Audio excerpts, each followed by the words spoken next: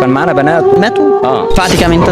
250,000. جيت عن طريق ايه بقى؟ من مصر لليبيا قربوا، ومن ليبيا جيت علينا ايطاليا. كنا 38 نفر في المركب واتقلبنا في البحر. قلبتوا في البحر ازاي؟ الكابتن ما كانش كويس يعني. صاحب المخزن كان ضربه، هو حابب يبوظ الرحله كلها، فبطل المحركات بتاع المركب. هو عملها رخامه على الناس عمال كلها يرخم على يعني. الناس كلها، فاتقلبنا في البحر. في ناس ماتت لما المركب اتقلبت؟ اه، في 6 نفر ماتوا. ماتوا؟ اه، غير ما طلعوش معانا. وكان معانا بنات وكان معانا ناس كبيره وكده، فغرق مننا 6 نفر. والمراكب الليبيه جت نقذتنا وطلعتنا على ليبيا. وصلت للمهرب ده ازاي وانت في مصر عشان تسافر هجره غير شرعيه؟ انا رحت ليبيا، كنت رايح ان انا اشتغل في ليبيا تمام، فالامور ما كانتش مساعده قوي يعني وكده، ما كانش في شغل كتير وكده. فلما جت فرصه ان انا امشي على ايطاليا كنت بدور هناك يعني. وصلت للمهرب ازاي من ليبيا؟ كنت بكلم ناس وكده، ففي ناس وصلتني المهرب ده ووصلت المهرب يعني. الموضوع سهل كده ان الواحد يعرف يلاقي مهرب يسفره هجره غير الموضوع شرعيه؟ مش سهل، ولكن انت فاهم في ليبيا بتعرف تشوف مهرب، ولكن في اللي مظبوط وفي اللي مش مظبوط.